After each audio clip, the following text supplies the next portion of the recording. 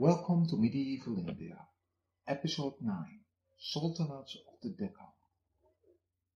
Alauddin Hassan had freed the Deccan from the appalling tyranny of Muhammad Tughlaq in 1347, and he was elected to king of the country under the title of Alauddin Bahman Shah. He claimed descent from the half-mythical hero Bahman of the Shahnameh, son of Isfandar, from whom the dynasty which he founded, the Bahmanis, is named. The new kingdom included the province of Berar, which marched on the northwest and north with the small state of Khandesh and the kingdom of Malwa, and it was separated from Gujarat by the small hilly state of Baghana, which retained a degree of independence under the dynasty of Rajput chieftains. Bahman's reign of 11 years fell into 3 periods.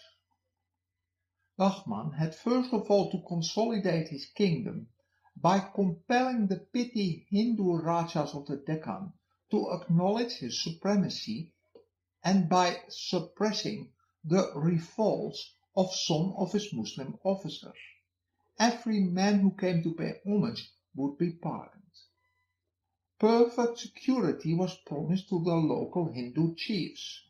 As the chronicle says, some were subdued by iron, that is, weapons, while others were brought over by force of gold.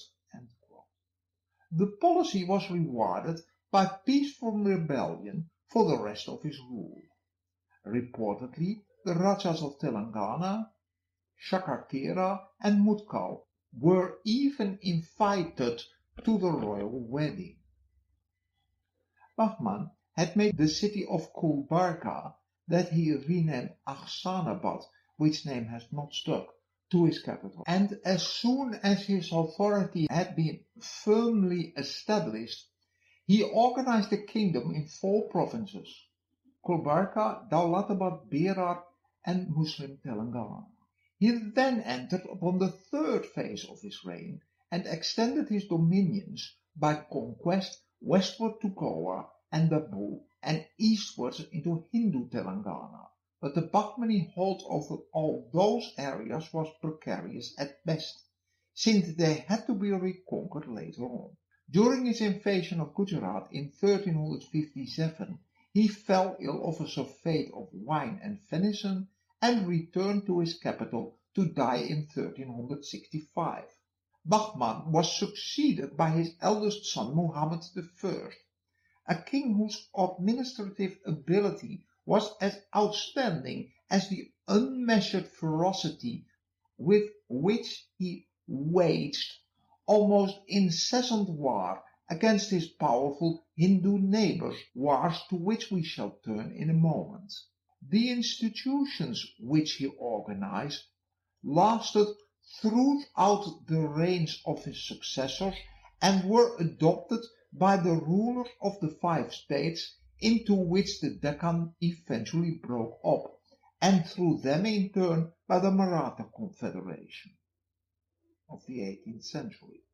Muhammad ruled his kingdom with the assistance of 8 ministers of state, namely the lieutenant of the kingdom, the prime minister, the minister of finance, the minister of foreign affairs, the assistant minister of finance, and the chief minister or Peshwa, who ultimately absorbed the office of lieutenant of the kingdom.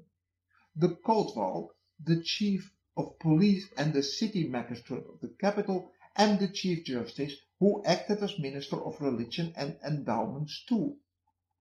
The 4 provincial governors collected the revenue, raised and controlled the fighting forces, and made all the civil and military appointments in their provinces.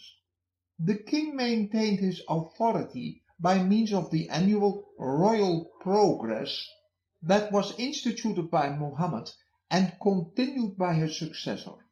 The Sultan made a tour of his realm to demand tribute from Hindu chiefs.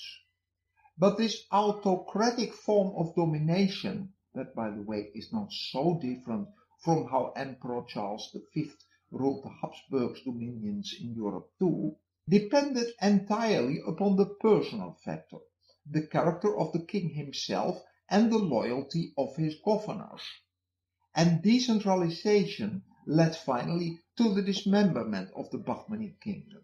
Provincial rebellions eventually became frequent, and in Muhammad's own lifetime, the governor of the Daulatabad province raised the standards of revolt, which was put down with great difficulty. But given the great distances, poor communications, and relatively thin population of the Deccan, any more centralized system would simply have been infeasible. The Bahmani armies were composed both of Muslims and Hindus, most of the latter forming the main body of the infantry. The chief weapons of attack were lances, maces, battle axes, swords, and small Turkish bows for the cavalry, and swords, daggers, and long bows for the infantry. Firearms must have been rare, although in campaigning against Vijayanagar in 1378, the army was stated to have an atesh-khanar, or a department of fire weapons. Muhammad's reign marked the beginning of the almost continuous warfare between the Bahmani kings and the emerging power of the Maharajas, or more precisely of the emperors, or Chakrawati, of Vijayanagar. These were partly religious wars, but they were for control of the rich agricultural lands of the Krishna and Tungabhadra Doab too. The same lands for which the Western Chalukyas and the Rashtrakutas, and earlier on the Yadavas and the Hoysalas, had already insistently fought each other in the 9th and 12th century respectively. On 21 March 1365, Muhammad was placed on the throne at Gulbarga, and he celebrated the occasion with great festivities. He then ordered, according to the chronicler Firuz, that the singers and dancers who had entertained him on that occasion were to be paid by a draft on the treasury of Vijayanagar, and despite his minister's protests, he insisted the order was to be carried out to the letter. When his messenger took his bill of exchange to Vijayanagar, Emperor Bukka had him paraded on an ass in the city and then crossed the Tungabhadra and seized Mutkal. Muhammad was furious and marched against Bukka, though only with a moderate-sized force. Bukka then withdrew with his cavalry to Adoni, leaving the infantry to face the enemy and defend the country. Muhammad plundered and killed the defenseless inhabitants in the villages before he retired into Mutcal for the rains.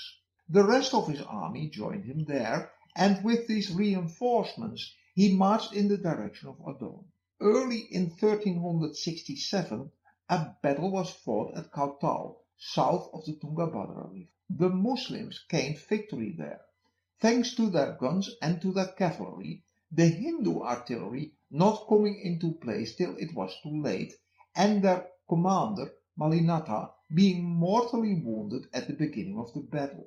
The chronicler Firuz states clearly that guns were used by both sides on this occasion, and that the gunners were generally European and Ottoman Turks.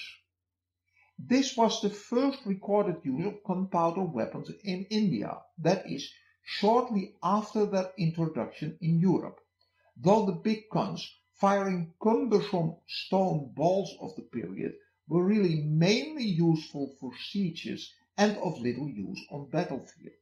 After his defeat, Bukka eluded Muhammad's pursuit for 3 months, and then finally shut himself up in his capital, one of the strongest strongholds of the age with its 7 concentric walls. The Chakravati took recourse to harassing the Bahmani forces in the countryside while concentrating his on the defense of the capital. Muhammad then took to wholesale slaughtering the inhabitants of the country and proclaimed he would not stop until his draft was honored. 400,000 Hindus, 10,000 Brahmin priests among them, lost their lives in the massacres, according to the chronicle.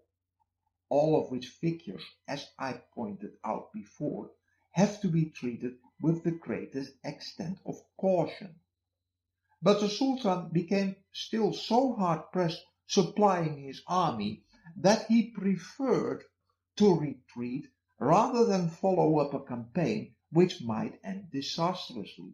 He was, however, afraid of the impression which the acceptance of defeat might create on his army. So he feigned illness and inability to lead the army, which forced him to break up the siege. The retreating army was hotly pursued by the Chakravati's forces. Sometimes his horsemen would actually enter the mobile columns of the Sultanate to cut them to pieces. But when the Sultan was in his own lands after crossing the Tungabhadra, he ordered the army to reverse and attack Vijayanagar's camp in full force, when they were engaged in making music, dancing and drinking, and he completely routed them. Bukka now called together the chiefs of his kingdom and took counsel from them. They were unanimous that just as his predecessor had been on friendly terms with Bahman Shah, so it would be better for him too if he were to have friendly relations with the present Sultan. Envoys were accordingly sent to the Sultan's camp, who requested peace and appealed for brotherly relations between the 2 neighboring states. Says the chronicle, quote, "On hearing this, the Sultan smiled, and he said that he did not wish more than that the salary of the Delhi musicians should be paid from Vijayanagar's treasury, and the draft which he had signed would be duly honored." The musicians also had something to say to this, and after begging the Sultan's pardon, they suggested that the massacres committed by the Sultan were entirely against all the precepts of Islam, as many women and children were also put to death by those who called themselves votaries of that sublime faith, and this was not allowed, far less condoned by Islam. End quote. The king was greatly touched by this appeal, and he ordered that in any future campaign engaged on behalf of the Bahmanis, only the actual combatants should be put to death, and no prisoners of war should ever be molested. and Emperor Bukka agreed with this proposal. Though violated on occasions, this mutual agreement to respect the laws of war, as it would now be called, did do a lot to mitigate the horrors of the perpetual fighting between the two states. In 1367, Muhammad completed the great mosque of Gulbarga, which possesses the only roofed-in courtyard to a mosque to be found in India. But the outstanding feature of Bahmani architecture were, rather than tombs or mosques, their strongholds. The discovery of gunpowder and firearms revolutionized the whole concept of defense, and large fortresses sprang up all over the Deccan Sultanate, surrounded as it was by dangerous enemies, with extremely thick walls, strong curtain walls in front of the gates, pigeonholes for firing muskets, battlements and towers for gun turrets, and double walls with so-called covered ways, one of the walls covering the shot fired from without, and various other appliances suited for the new age of gunpowder weapons. It is remarkable how the new structures then built in the Deccan have a great similarity with European ones from about the same time, and this is probably due to the fact that so many Turks and Franks, the Islamic term for Europeans, were in the service of the Bahmanis. Muhammad I died in 1377 and was succeeded by his son Mujahid, who continued the hostilities against Vijayanagar. Mujahid scolded his uncle Daud Khan for the inefficiency of his operation against the city of Vijayanagar. Daud Khan then retaliated by having Mujahid murdered on 15 April 1378, and he named himself to king. Within a month, however, Mujahid's sister conspired to have Daud murdered in turn, and Muhammad II, son of the youngest son of Alauddin, was proclaimed king. Muhammad II loved peace and literature, and he befriended the great Persian poet Hafiz, whom he tried to seduce to come to India. Hafiz actually went to a port, boarded a ship, but as that met with a storm, he fled back to land again and excused himself afterwards by sending a quatrain to Muhammad Bahman Shah. There were no foreign wars during his 19 years' reign, and the peace of the kingdom was broken only by the unsuccessful revolt of the governor of the Sagar province. Between 1387 and 1395, a severe famine visited the Deccan, and Muhammad took prompt and able relief measures. Transport arrangements were made for the distribution of grain that was imported from Malwa and Gujarat, which was sold at low rates, but it was only sold to Muslims, and the king established free schools for orphans at a number of town centers, where the children were taught, housed and fed at the cost of the kingdom. This was clearly accompanied by instruction in the Quran and the faith, and many of the conversions to Islam in the Deccan likely originated in this way. 6 months of the year 1397 saw 2 successive kings of a disordered country before Firuz Shah, a cousin of Muhammad II, ascended the throne in November. Firuz was later on seen as a, quote, good, just and generous king, who supported himself by copying the Quran, and the ladies of whose harem used to support themselves by embroidering garments and selling them. Every year he used to send Bahmani ships from Goa in all directions, thus the chronicle, for the purpose of commerce with foreign lands, and specifying at the same time that the Bahmani envoys should take it to heart that the present most acceptable to him would be a man of erudition. He used to say that it was his duty to collect as many men of learning and piety as possible from all lands, for then the experience of the world would be at his beck and call. But a scholar as he was, Firuz was a hard drinker too, and he was legendary throughout India for his sexual prowess. He was supposed to have built a whole new city, Firuzabad on the Bhima, where he set up his harem of 800 women of many nationalities. He was famed as a linguist too, and was reputedly able to converse with all the women in their own tongue. Since he was presumably a lot of his time engaged with those sexual pursuits, which indeed far outclass those of such Western beginners as Casanova or Don Juan, Firuz made his brother Ahmad to chief minister, who regulated the administration efficiently and did not hesitate to employ Brahmins in important posts. Yet, as the poem of the time had it, quote, "He who would the crown retain must not from the sword refrain," and Firuz was less successful as a warrior. In 1420, his attack on Pangal, which had been taken by Vijayanagar, ended in disaster. The siege of the fortress lasted for 2 years, at the end of which was a disaster that decimated the Bahmani forces. The success of Vijayanagar was complete, and Firuz had to retreat and leave the southern and eastern districts of his kingdom in the occupation of his Hindu enemy. At the same time, he was several times defeated by the forces of the Sultanate of Gujarat. Firuz was shaken by these defeats, and he was henceforth a broken man. He spent the rest of his life in works of piety, and left the affairs of state more and more to his 2 favorite slaves.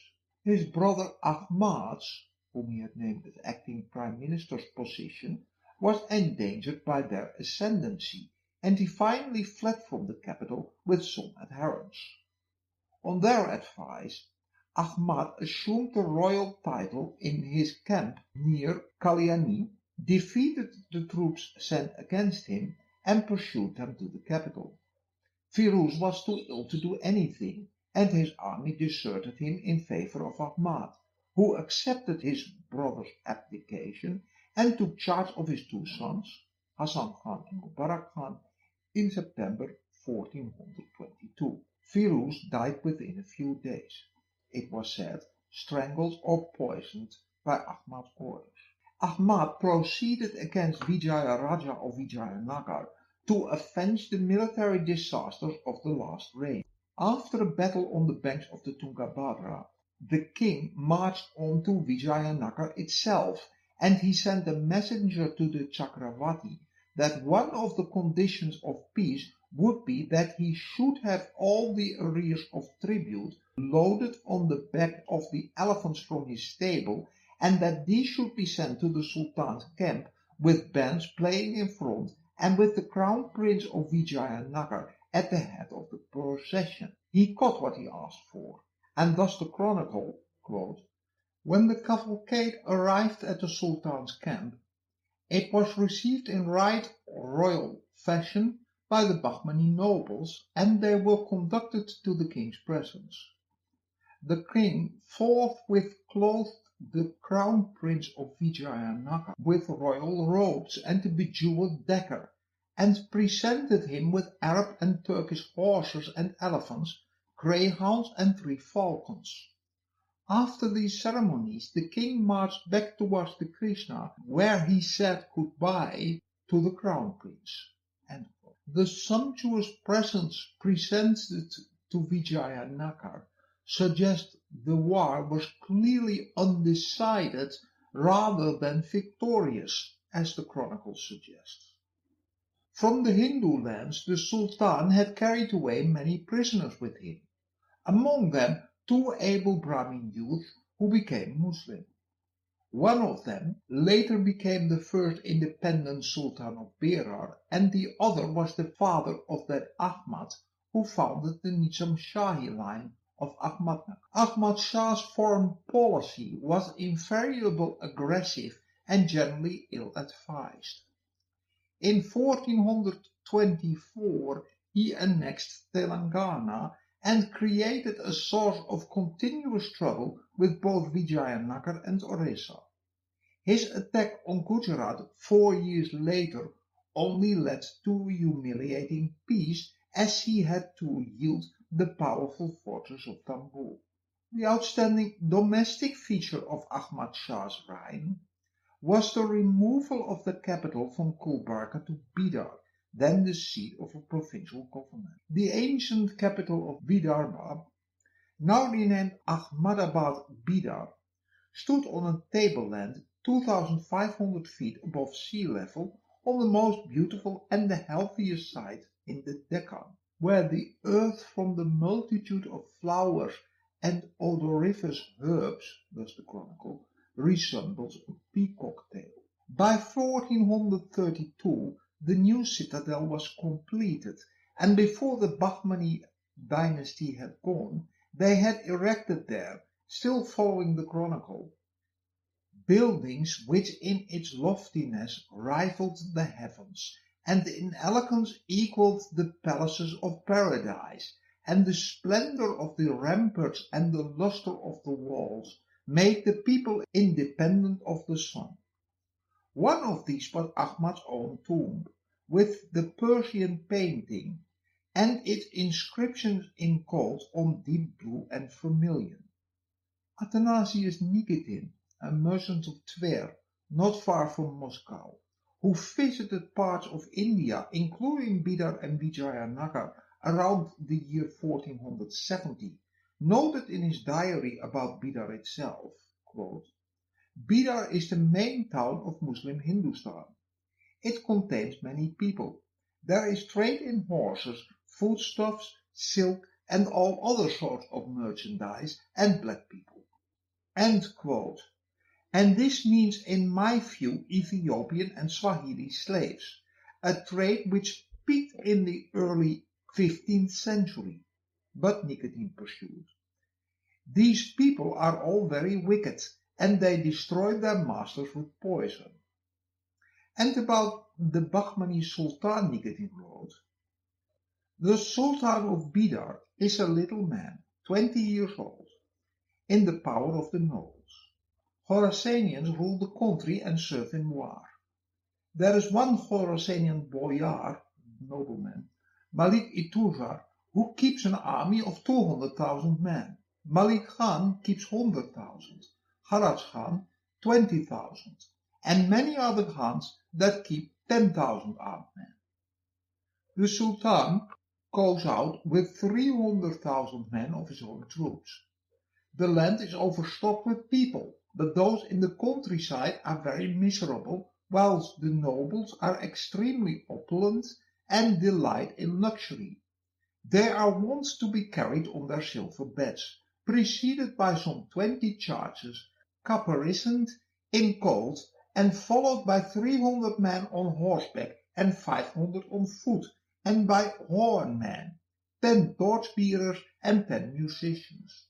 The Sultan goes out hunting with his mother and his lady, and a train of 10,000 men on horseback, 50,000 on foot, 200 elephants adorned in gilded armor, and in front 100 hornmen, 100 dancers, and 300 common horses in golden clothing, 100 monkeys, and 100 concubines, who are all foreign." However, the most important feature of Ahmad's home policy was his lavish employment of alien troops. When the south of India was cut off from the north, it still required a steady influx of recruits from the central Islamic lands, but they now came by sea rather than over the Hindu Kush mountains. While the Delhi aristocracy and its early representatives in the south were mostly men of Central Asian stock or of Afghan heritage, the newcomers to the south came mostly from the coasts round the Persian Gulf or from further north, from Khorasan, as Nikitin pointed out, and from as far as the southern shores of the Caspian Sea. Many others were Arab Sayyids from Najaf and Karbala in Iraq, and from Medina. It was the strife between the northerners, who had settled down in the Deccan earlier, with their Habashi subordinates and associates, newly imported military slaves from Africa's Swahili ports and from Ethiopia, as much as the offspring of African fathers and Indian mothers, and the newcomers from Iraq and Iran, which would cause the downfall of the Bahmani dynasty. By a strange irony, the original immigrants from the north, along with the Habshis, were termed Deccanese or Southerners, while the newcomers from Iraq and Iran, who had still made the Deccan their home, were called Harabul Dijar, or cosmopolitans. The foreigners alleged that the disasters of the Gujarat War of 1424, when the Bahmani armies were no less than 4 times defeated by the Gujaratis, were due to the cowardice of the Deccanese. Quarrels between those factions led to pitched battles and bloody settlements of scores between them. The foreigners were moreover generally Shia, while the Deccanese were Sunni, and this added to the acerbity of their disputes. While those two factions were fighting in the streets of Bidar, Ahmad's power had been failing for some time, and he died about 1435 at the age of 64. He was succeeded by his son Alauddin Ahmad. Alauddin's reign, which lasted 22 years, witnessed the usual hostilities against Vijayanagar, while the Deccan government was shaken by the growing feuds between the Deccanese and the foreigners.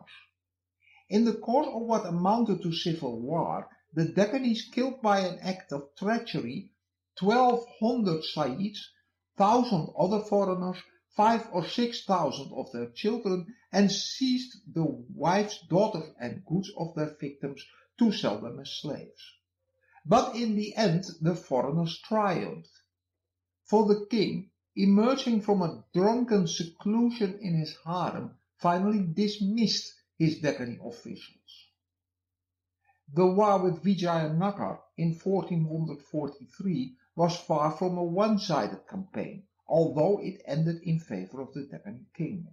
Alauddin died in 1458, and he was succeeded by his eldest son Humayun, one of the most bestial fiends who ever sat on a throne.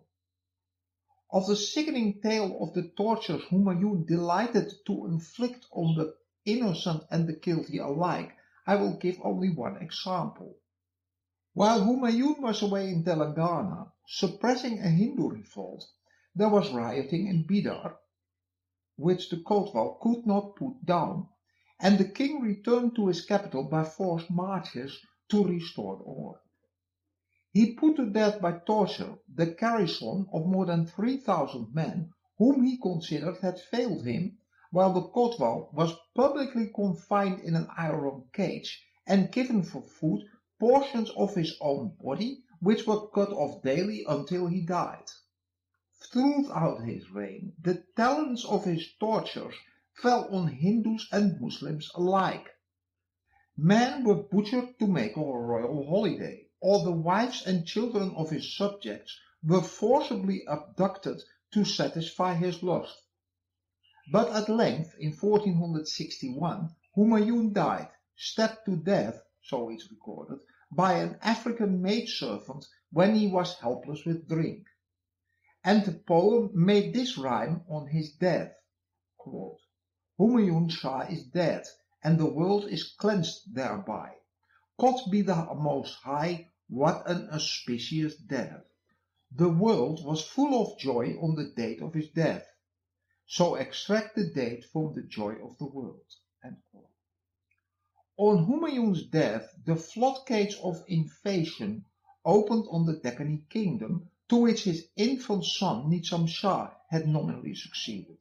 The Hindu armies of Orissa and Telangana penetrated to within 20 miles of the capital before they were driven back, only to be reinforced by an invading host from Malwa. the Deccan was saved and the invaders expelled by the prompt actions of the Persian emigre who had come there as a merchant, Muhammad Ghawan, the greatest statesman the Deccani kings ever had in their service, and a remarkable able general besides, and by the timely intervention of the Sultan of Gujarat on the side of the Bahmanis. Nizam Shah died suddenly in 1463, and his brother, aged 9, ascended the throne as Muhammad III. The Queen Mother acted as regent until her son was 16, with Muhammad Ghawan as chief minister, and although under Muhammad III the foreign party predominated, Muhammad Ghawan tried to appease the Deccanis, and the great officers of state were fairly divided between them and the foreigners. In 1469 Muhammad Ghawan, who had been named governor of Bijapur, undertook an expedition against the Hindu Rajas of the Konkan, a country that had never been really subjugated by the Bahmani sultans, as mainly consisting of the mountains and dense forests of the Western Ghats, in which the Bahmani cavalry was useless. When the Rajas heard of the arrival of the Bahmani forces, they forthwith closed the Ghats, which were their natural gateway, and they vowed, thus the chronicle, that they would put to the sword every Muslim living in their country in the Bahmani's advance. Two of these chiefs seemed more powerful than the rest, namely the Rajas of Kelna and Sangameshwar, and they intercepted the Muslim trading vessels plying in the Arabian seas, sending hundreds of boats out every year to battle with these ships. The Raja of Sangameshwar alone sent nearly 130 vessels to rob the Mecca pilgrims annually, and, says the chronicle, many thousands of Muslims were sacrificed at the altar of greed of those people.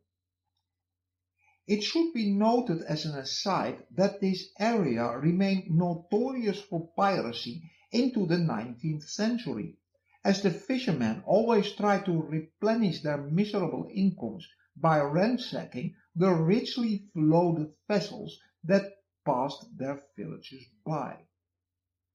By patience and by the calculated minimal employment of force, and above all by the astute handling of bribes, which in the Indian view was far superior and far preferable to blind and stupid killing and being killed, and that should always precede fighting, Muhammad Ghawan gained several successes, and he finally managed to capture Goa, which Ghawan described as the, quote, envy of the islands and ports of India, and famed for its fine climate, its coconuts and betel nuts, as well as for its springs, canals, and its plenty of sugarcane and betel leaf.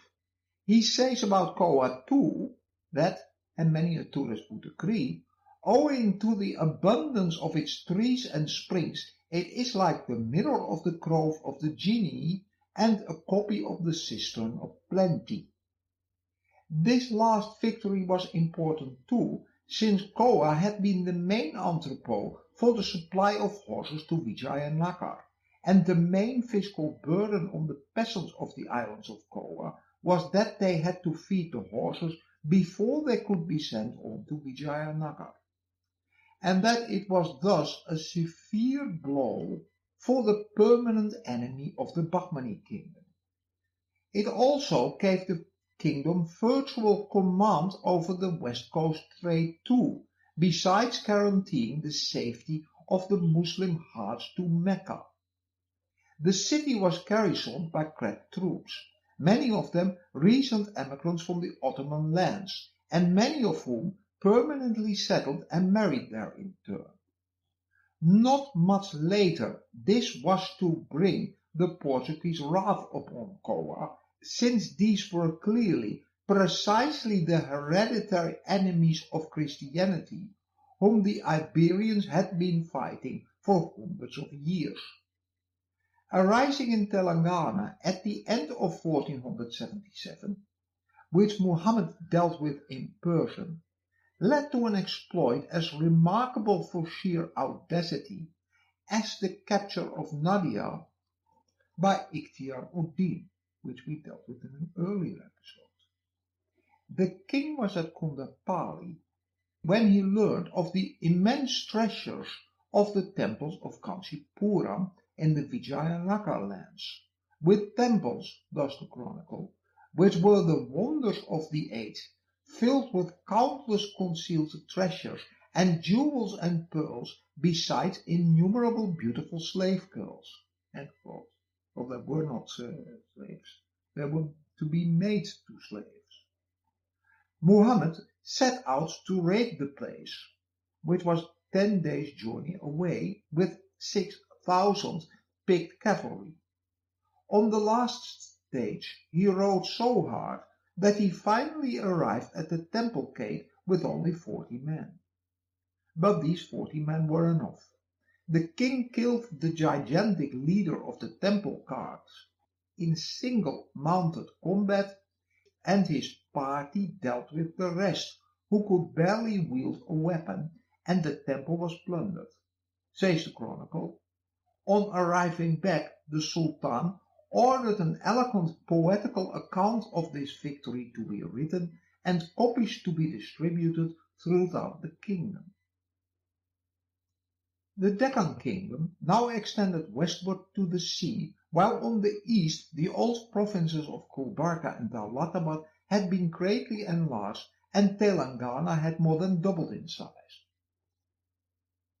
The provinces, as organized by Bahmani Shah, had become unmanageable, and in 1480 Muhammad partitioned each of the original provinces. At the same time, the powers of the provincial satraps were considerably curtailed. All military appointments, with the exception of the command of the principal provincial fortresses, were resumed by the king, and a system of control and inspection was introduced. These reforms were highly unpopular amongst the older nobility, who saw that wealth and authority of the governors that Nikitin had marveled at diminish, while opportunities for peculation were greatly restricted. The 8 provincial governorships were allotted fairly amongst the 2 factions, Africans being put in charge of 2 of them. Whilst the eventual dismemberment of the kingdom is to be attributed to the Bahmani system of decentralization, the immediate cause was the shocking crime which sullied the end of Muhammad's reign, and which taught the other nobles their life could be forfeited by the Bahmani ruler at any opportunity.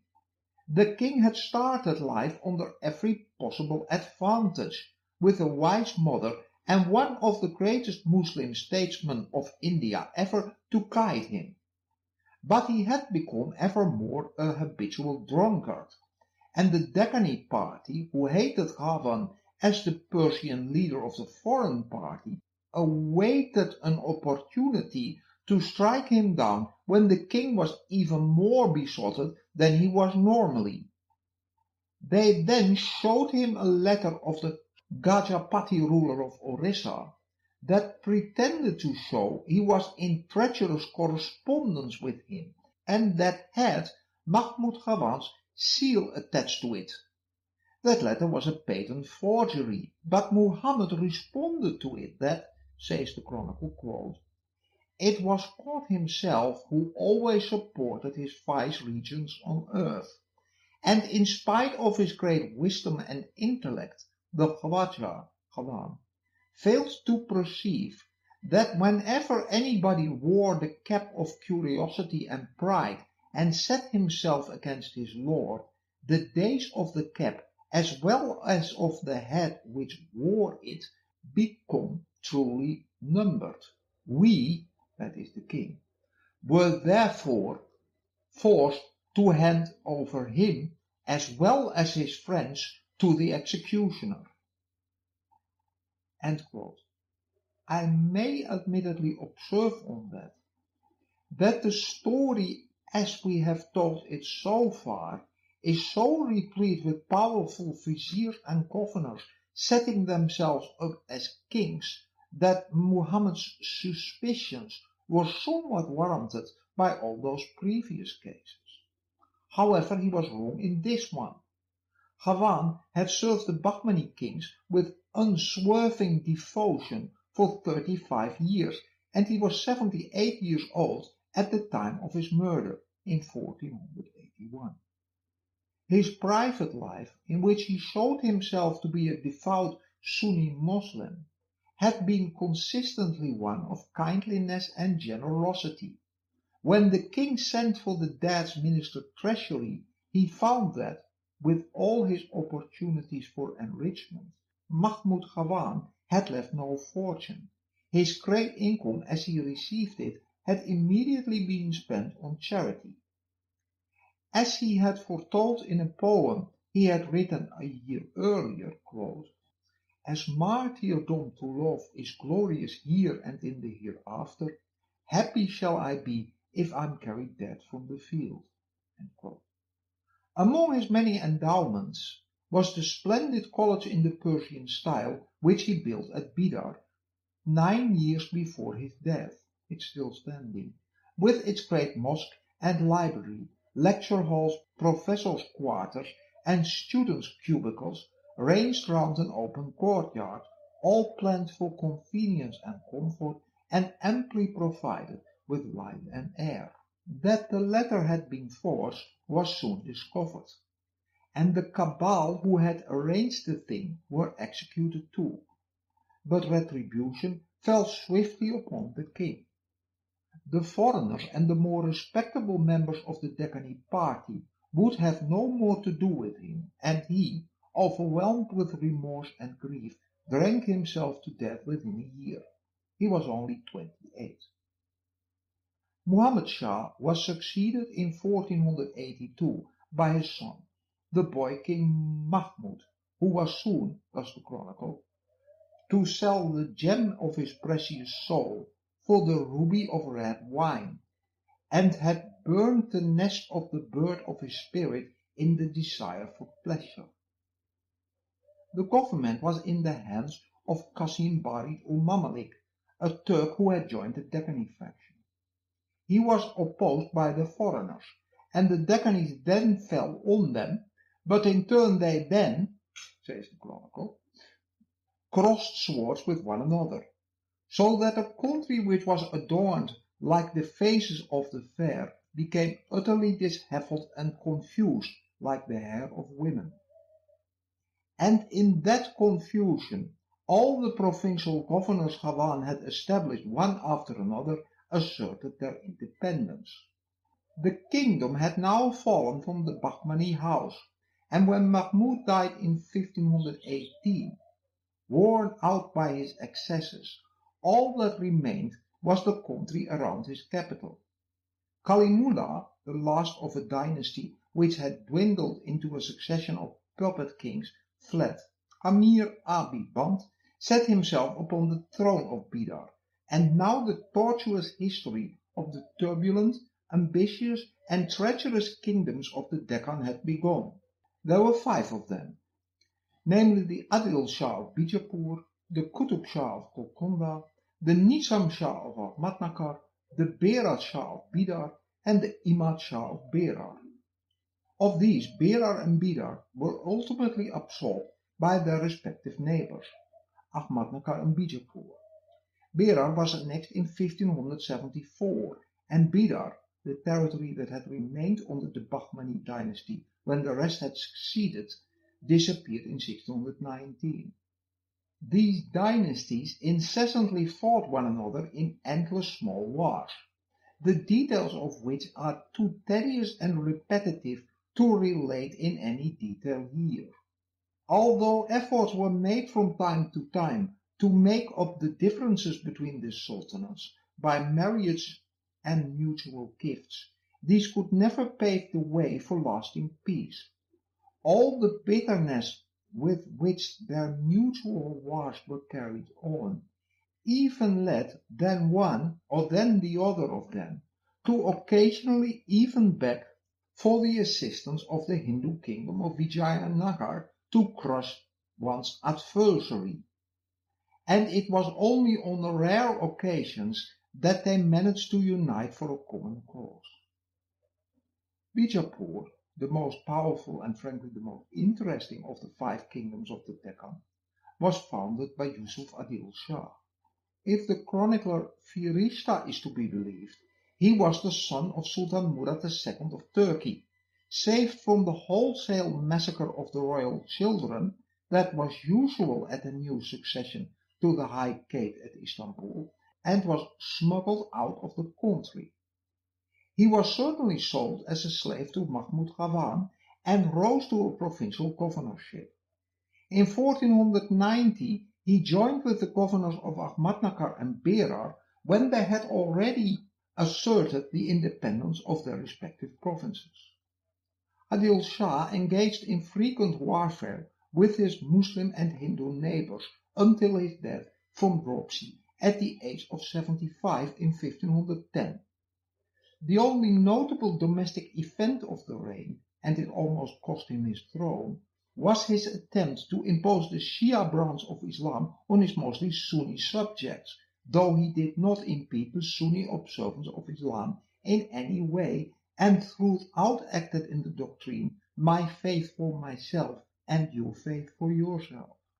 The innovation nevertheless created enmity, not only at home but also abroad, and a formidable confederacy was formed against him by some of his Muslim neighbors, namely Malik Ahmad, the ruler of Ahmadnagar, and Mahmud Shah, the nominal Bahmani Sultan, on the instruction of his minister Amir Barid, and on their request Sultan Quli Qutb the governor of Telangana, too joined them. Unable to cope with all of them, Yusuf fled to Berar, and on the advice of Alauddin Imad-ul-Mulk, gave orders for the restoration of the Sunni faith and withdrew to Berhampur. Imad-ul-Mulk then pointed out to Malik Ahmad and Quli Qutb that Amir Barid had been on the lookout for the annihilation of Adil Shah for selfish motives and not for religion, and as Adil Shah had already restored the Sunni creed, there was no valid ground for continuing the war against him. Convinced by these arguments, the two left the confederacy, and with the assistance of Imad al-Mulk, Adil Shah ultimately defeated Mahmud Shah and Amir Barid, who fled to Bidar.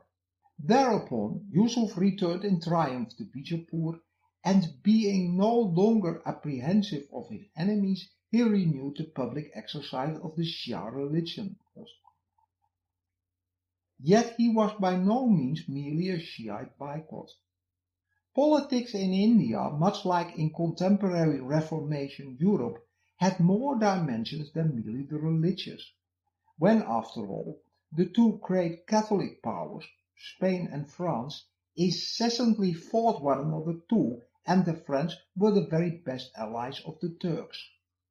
So too Adil Shah sought alliances with powerful Maratha chiefs, and in his reign the king married the daughter of one of them, and for the same reason he also freely appointed Hindus to high government offices. Adil Shah was a man of considerable attainments, a skillful musician, and devoted to literature. In character he was wise, just, and conscientious. As the Chronicle says, quote, although he mingled pleasure with business, yet he never allowed the former to interfere with the latter. He always warned his ministers to act with justice and integrity, and in his own person showed them an example of attention to these virtues. He invited to his court many learned men and valiant officers from Persia, Turkestan, and Rum, that is the Ottoman Empire, also several eminent artists who lived happily under the shadow of his bounty. End quote. But towards the end of his life, the control of affairs slipped into the hands of his minister Kamal Khan Deccan. Meanwhile, the country was invaded by the Portuguese, who had seized the newly won port of Goa in February 1510. The place changed hands 3 times during the year, but Adil Shah was dead before Viceroy Alfonso de Albuquerque finally took it in November 1510. After his death, his younger son Ismail succeeded, and Kamal Khan, who was acting as the regent, entered into a conspiracy with Amir Band and made an attempt to oust Ismail and seize the reins of government in his own hands. But it proved futile and he was assassinated. Kamil Khan restored the Sunni religion and made peace with the Portuguese, who were allowed to retain Goa provided they did not seize any more territory. The opportunity of the minority of the Sultan and Kamal Khan's conspiracy was seized by Krishnadeva Raja, the Chhatrapati of Vijayanagar, to invade the Bijapuri kingdom and attack and occupy Raichur in 1512. When he had overcome his internal troubles, and on an opportune moment when Krishnadeva Raja was busy with his war against Orissa, Ismail marched towards Raichur and recaptured it. In 1515 and again in 1520, Ismail attacked the Portuguese, being badly defeated in the first campaign and winning back the mainland parts of Goa, Salsette and Bardes, though not the island of Tishbari, in the second. But between these operations, when Bijapur was invaded by Krishna of Vijayanagar, Portuguese troops fought on the Muslim side. The Hindus were victorious in that war, and they took 400 guns, 100 elephants and 4,000 horses.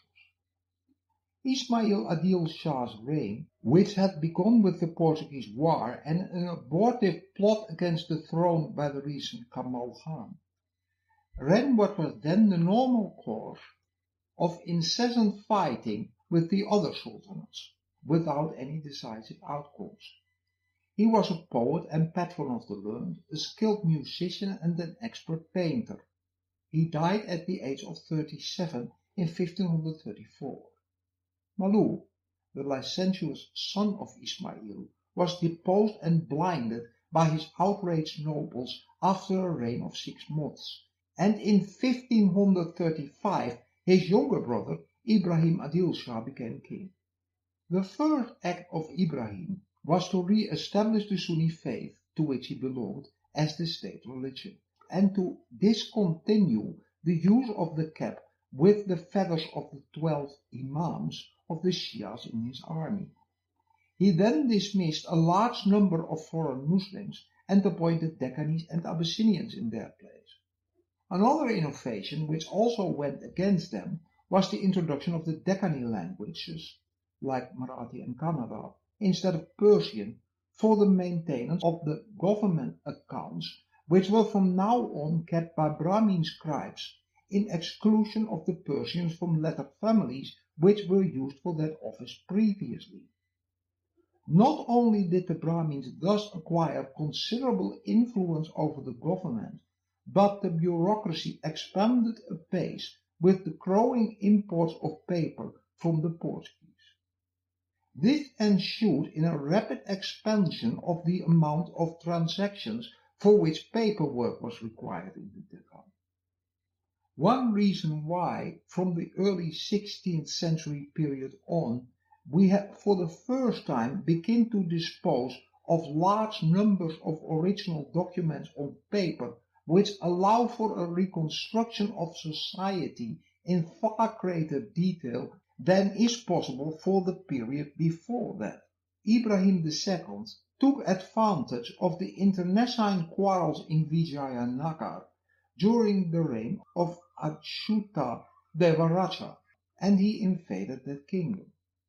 Nagalpur, a town near Vijayanagar, was razed to the ground. Achyuta Devaraja and Ramaraj, who were at enmity with each other, were afraid lest he should join hands with the other side.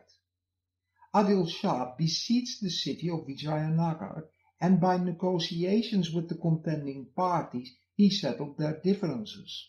He returned to his kingdom on receiving a large sum of money, 12 fine elephants and some horses as a reward for his arbitration between the two contending princes.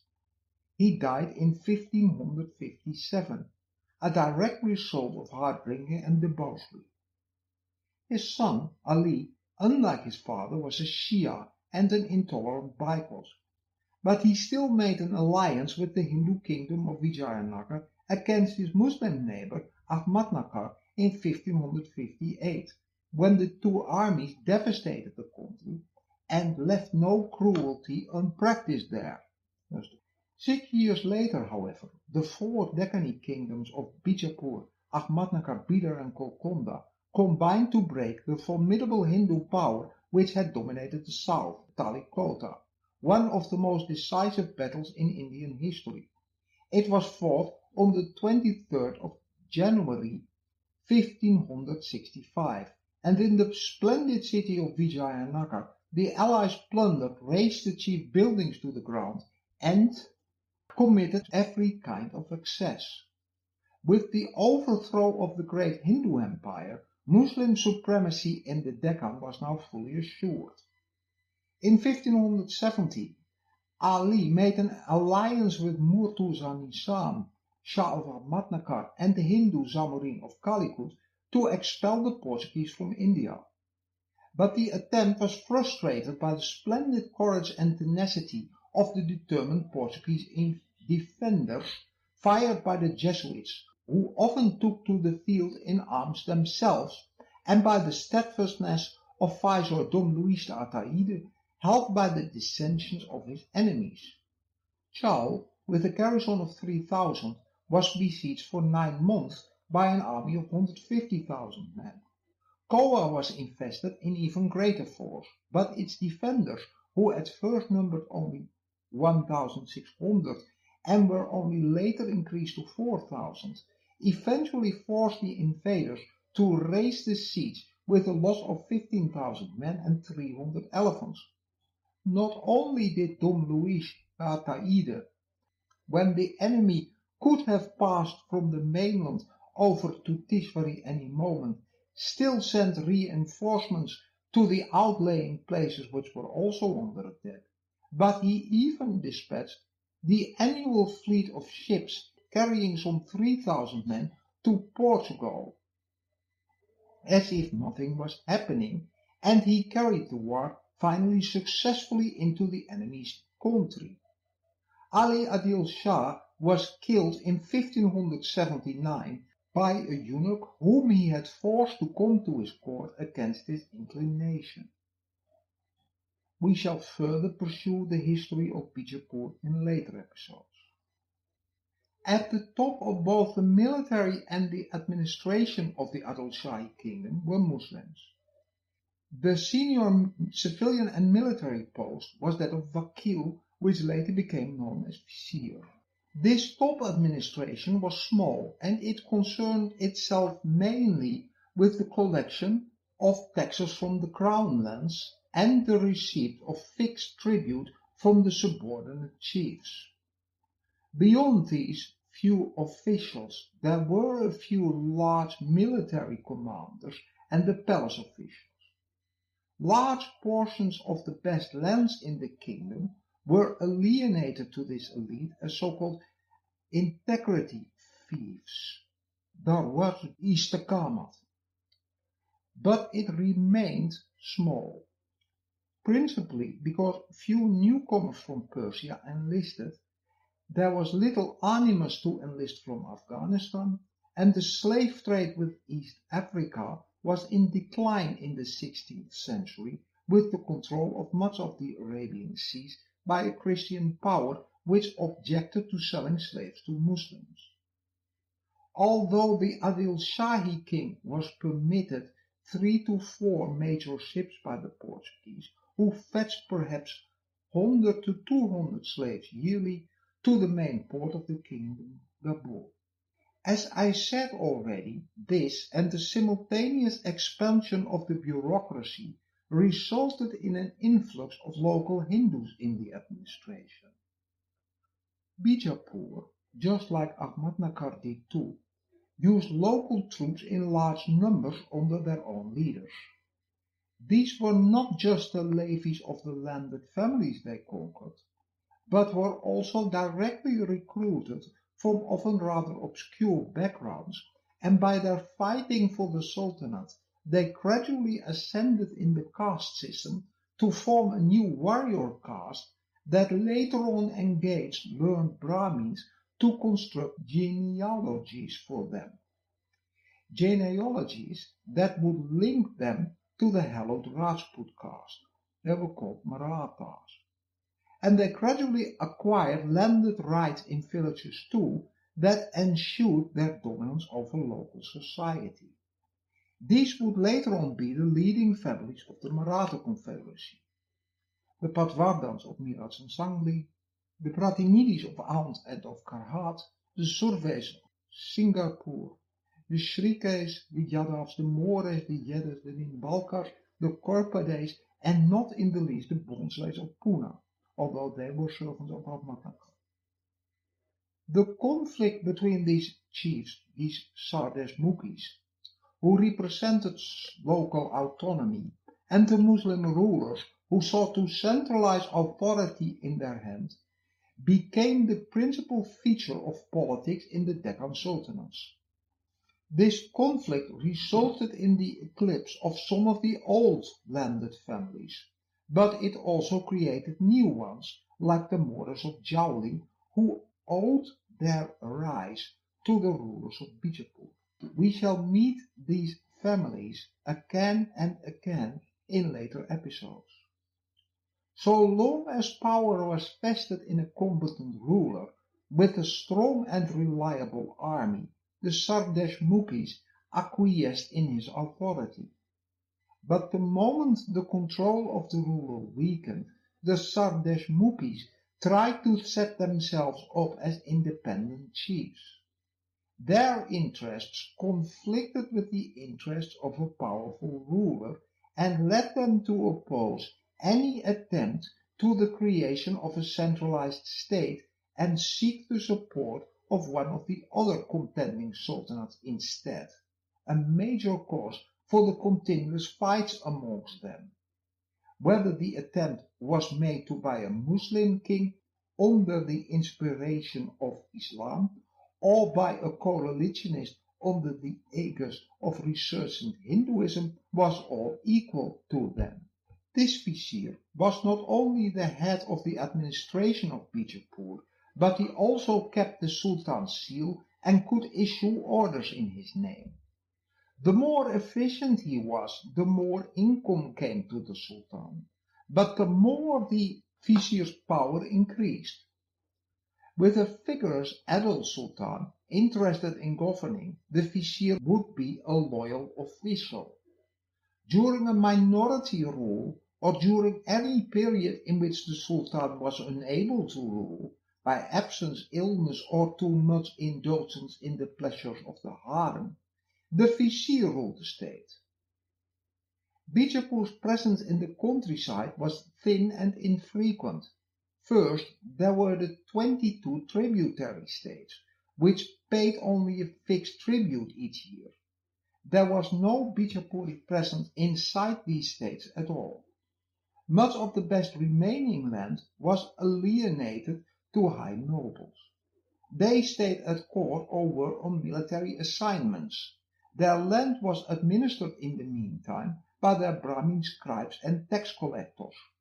In the directly administered Khalsa or crown lands, there was a unified military and civilian administrator called a Havildar, whose authority was over several parganas or districts, and whose residence was in the largest town in the area.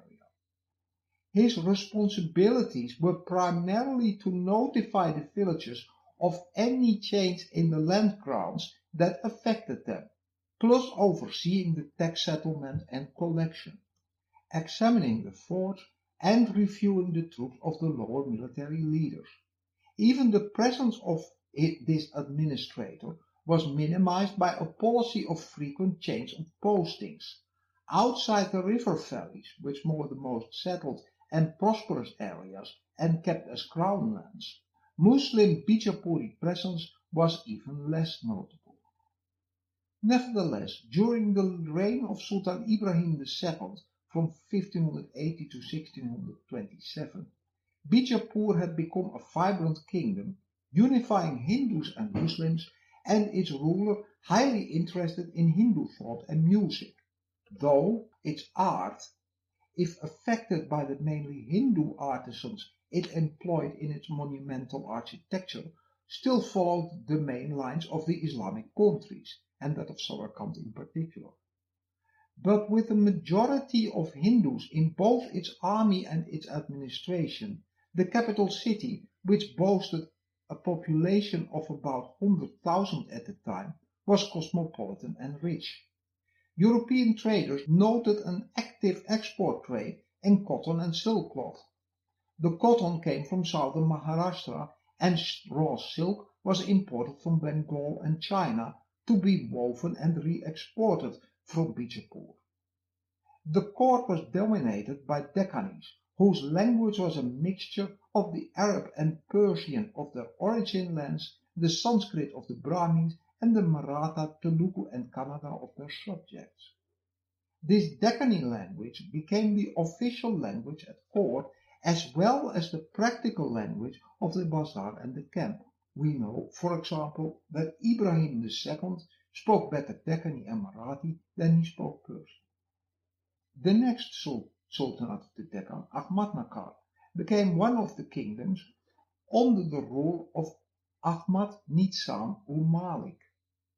He was the son of Nizam ul Mulk Bari, originally a Brahmin of Vijayanagar, whose real name was Timabad, son of Baru. In his infancy, he had been made a prisoner by the Bahmani Sultan Ahmad Shah, had been converted to Islam, and was given the name Malik Hassan. He built a city on the banks of the river Sina, beautified it with fine buildings and gardens, named it after himself Ahmadnagar, and made it the seat of his government.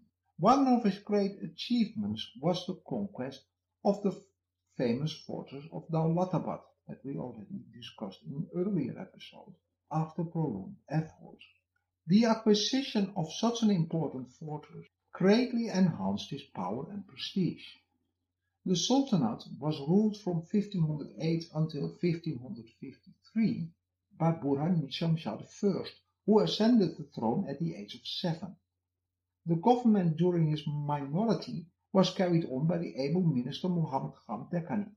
In 1521, Burhan gave the Portuguese permission to build a factory at Chao, and 6 years on he entered into an alliance with them against the state of Gujarat.